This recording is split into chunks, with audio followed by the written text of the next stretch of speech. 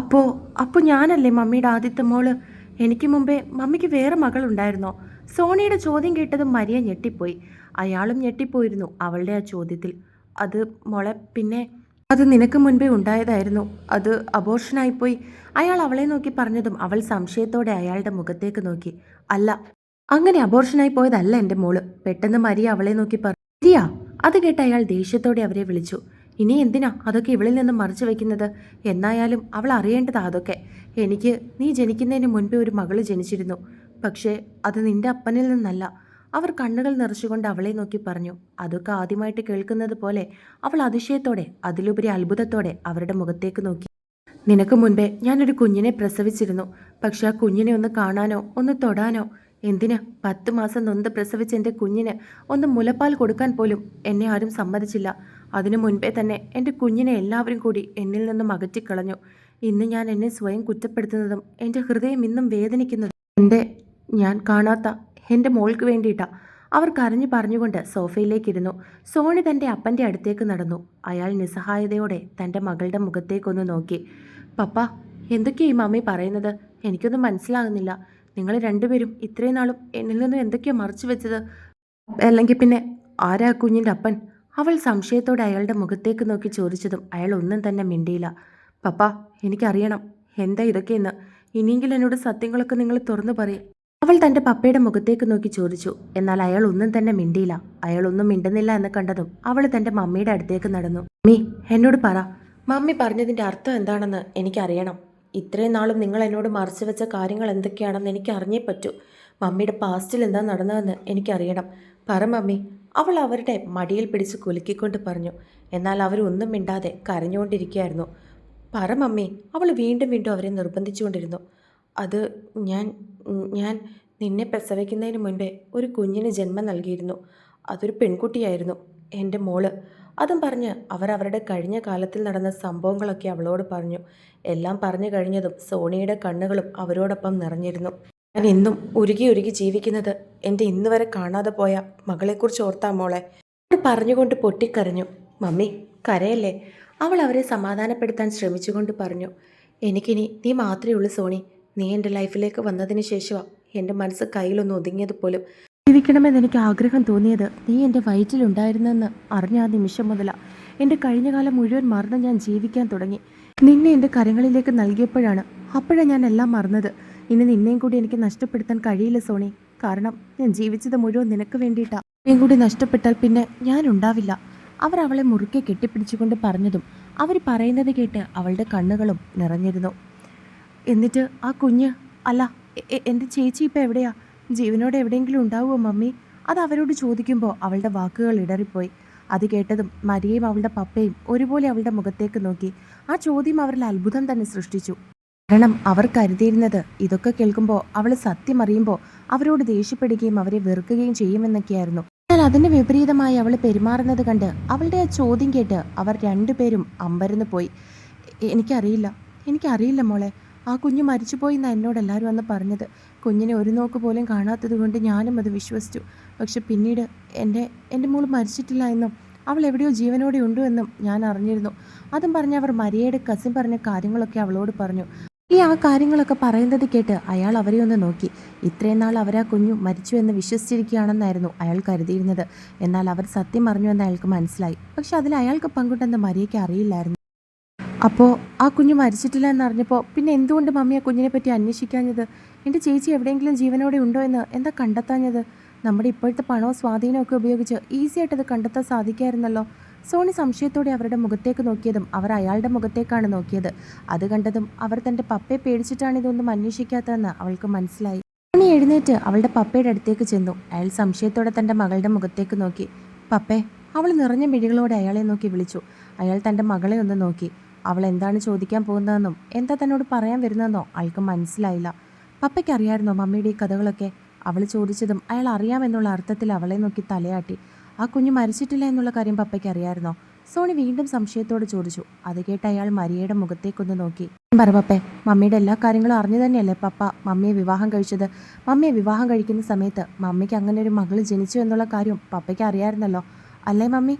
അയാളെ നോക്കി ചോദിച്ചതിന് ശേഷം അവൾ അവളുടെ മമ്മിയുടെ മുഖത്തേക്ക് നോക്കി. അതിനവർ അറിയാമെന്നുള്ള അർത്ഥത്തിൽ അവളെ നോക്കി തലയാട്ടി. ആ കുഞ്ഞ് മരിച്ചുപോയെന്നാണോ പപ്പയും വിശ്വസിച്ചിരുന്നത്? അവൾ വീണ്ടും അയാളെ നോക്കി ചോദിച്ചു. അതിന് അയാൾ ആണെന്നുള്ള അർത്ഥത്തിൽ അവളെ നോക്കി തലകുലുക്കി. പിന്നീട് മമ്മി ഒരിക്കൽ പോലും പപ്പയോട് പറഞ്ഞില്ലേ ആ കുഞ്ഞ് മരിച്ചിട്ടില്ല, ജീവനോടെ ഉണ്ടായിരുന്നുവെന്ന്? അവൾ ചോദിച്ചതും അയാൾ ഇല്ല എന്നുള്ള അർത്ഥത്തിൽ വീണ്ടും തലയാട്ടി. എങ്കിൽ ഞാൻ ഇപ്പോൾ പറയുക, എനിക്കെൻ്റെ ചേച്ചിയെ കാണണം. മരിച്ചുപോയെന്ന് എൻ്റെ മമ്മി വിശ്വസിപ്പിച്ച ആ കുഞ്ഞിനെ പപ്പ എനിക്ക് വേണ്ടി കണ്ടെത്തിത്തരണം. നിശ്ചയത്തോടെ അയാളെ നോക്കി പറഞ്ഞു. സോണി, നീ എന്തൊക്കെയാ പറയുന്നത്? എന്തോ പറയാനായി തുടങ്ങിയതും അവൾ കൈകൾ ഉയർത്തി അയാളെ തടഞ്ഞു. പപ്പ പറയാൻ പോകുന്ന എന്താണെന്ന് എനിക്കറിയാം. അത് പപ്പയുടെ രക്തത്തിൽ ജനിച്ച കുഞ്ഞല്ലെന്നല്ലേ. ആരുടെ രക്തത്തിൽ ജനിച്ച കുഞ്ഞാണെങ്കിലും എൻ്റെ മമ്മിയുടെ വയറ്റിലാണ് ആ കുഞ്ഞുണ്ടായത്. എൻ്റെ മമ്മിയാണ് അതിനെ നൊന്ത് പ്രസവിച്ചത്. അതുകൊണ്ട് അവൾ എനിക്ക് ചേച്ചിയാണ്. ഒരു കൂടപ്പിറപ്പില്ലാത്ത വിഷമം ഒരുപാട് അനുഭവിച്ചിട്ടുണ്ട് ഞാൻ. ഒരുപാട് ഒറ്റപ്പെടലിൽ കൂടി ഞാൻ കടന്നു പോയിട്ടുണ്ട്. ഞാൻ ഒരുപാട് ആഗ്രഹിച്ചിട്ടുണ്ട് എനിക്കൊരു സഹോദരിയോ സഹോദരനോ ആരെങ്കിലും ഉണ്ടായിരുന്നെങ്കിലെന്ന്. മമ്മി ഇതൊക്കെ എന്നോട് നേരത്തെ തുറന്നു പറഞ്ഞിരുന്നുവെങ്കിൽ ഞാൻ അന്നേ പപ്പയോട് പറഞ്ഞ കുഞ്ഞിനെ കണ്ടെത്താൻ പറഞ്ഞ എല്ലാം മനസ്സിലാക്കിയ സ്ഥിതിക്ക് ഞാൻ പറയുക, ഈ ലോകത്തിൻ്റെ ഏതറ്റത്ത് എൻ്റെ ചേച്ചി ഉണ്ടെങ്കിലും എനിക്ക് വേണ്ടി കണ്ടെത്തണം. പപ്പ എനിക്ക് വേണ്ടി അത് ചെയ്തു തന്നേ പറ്റുള്ളൂ. അവൾ നിശ്ചയത്തോടെ തൻ്റെ പപ്പയുടെ മുഖത്തേക്ക് നോക്കി അത് പറയുമ്പോൾ അയാൾ ഞെട്ടിപ്പോയിരുന്നു. എന്നാൽ മരിയയ്ക്ക് സന്തോഷവും സങ്കടവും ഒരുപോലെ വന്നു. അവർക്കും തൻ്റെ മകളുടെ ആ മാറ്റം വിശ്വസിക്കാൻ കഴിഞ്ഞിരുന്നില്ല. എങ്കിലും എല്ലാം അറിഞ്ഞപ്പോൾ അവൾ തന്നെ വെറുക്കാതെ തൻ്റെ ഒപ്പം നിന്നല്ലോ എന്നുള്ള ആശ്വാസമായിരുന്നു മരിയയ്ക്ക്. മമ്മി അവളെ നോക്കി വിളിച്ചതും അവൾ സംശയത്തോടെ തിരിഞ്ഞ് അവരുടെ മുഖത്തേക്ക് നോക്കി. അമ്മയുടെ വേദന എന്താണെന്ന് എനിക്ക് നന്നായിട്ടറിയാം ശീതൾ. അവളും ഞാനും ഒരുപോലെയാ. പക്ഷെ എന്നെയോ എൻ്റെ കുഞ്ഞിനെയോ അദ്ദേഹം തള്ളി പറഞ്ഞില്ല. ഞങ്ങളെ മനഃപൂർവ്വം ഞങ്ങളുടെ വീട്ടുകാർ അകത്തുകയായിരുന്നു. അല്ല, എൻ്റെ വീട്ടുകാർ. അതുകൊണ്ട് തന്നെ ശീതൾ അനുഭവിക്കുന്ന സങ്കടവും വിഷമവും ഒക്കെ എന്താണെന്നും എങ്ങനെയാണെന്നും എനിക്ക് നന്നായിട്ട് അറിയാം മോളെ. ഇനിയെങ്കിലും നീ അവളെ ഒന്ന് മനസ്സിലാക്കി പ്രവർത്തിക്കണം. എൻ്റെ മോൾക്ക് നല്ലൊരു മനസ്സുണ്ടാകണം. നീ വെറുതെ വിടണം. മരിയ അവൾക്ക് മുൻപിൽ കൈകൂപ്പിക്കൊണ്ട് പറഞ്ഞു. അത് കേട്ട് സോണി ഒന്നും തന്നെ മിണ്ടിയില്ല. നിനക്കോ നിന്റെ പപ്പയ്ക്കോ അവരുടെ മിസ്സിങ്ങിനെ പറ്റി എന്തെങ്കിലും വിവരം അറിയാമെങ്കിൽ നിങ്ങൾ അവരെ വിളിച്ച് പറയണം. പ്ലീസ്, അറിഞ്ഞുകൊണ്ട് മനഃപൂർവ്വം നിങ്ങളൊരു തെറ്റ് ചെയ്യരുത്. ഞാൻ നിങ്ങളുടെ രണ്ടുപേരുടെയും കാല് പിടിച്ച് പറയുക. അവർ ദയനീയമായി അവരുടെ രണ്ടുപേരുടെയും മുഖത്തേക്ക് നോക്കി പറഞ്ഞു. അത് കേട്ടതും സോണി തൻ്റെ പപ്പയുടെ മുഖത്തേക്ക് നോക്കി. പപ്പയ്ക്കറിയോ അവരെവിടെയാണെന്ന്, അവരെവിടേക്കാണ് കൊണ്ടുപോയിരിക്കുന്നതെന്ന്? സോണി സംശയത്തോടെ തൻ്റെ പപ്പയുടെ മുഖത്തേക്ക് നോക്കി ചോദിച്ചു. സത്യമായിട്ടും എനിക്ക് അറിയില്ല മോളെ. ഞാൻ ഒന്നും തന്നെ അറിഞ്ഞിട്ടില്ല. ഇവിടെ വന്ന് നിൻ്റെ മമ്മി പറഞ്ഞപ്പോഴാണ് അവരുടെ മിസ്സിങ്ങിനെ പറ്റി ഞാനേ അറിയുന്നത്. സാധാരണ എല്ലാ കാര്യത്തിനും അവരെന്നെ വിളിക്കുന്നതാ, എന്നോട് ആലോചിക്കുന്നതാണ്. പക്ഷേ ഇതെന്നോട് പറഞ്ഞിട്ടില്ല. അയാൾ തൻ്റെ മകളെ നോക്കി പറഞ്ഞതും അയാൾ പറയുന്നത് സത്യമാണെന്ന് അവൾക്ക് തോന്നിയിരുന്നു.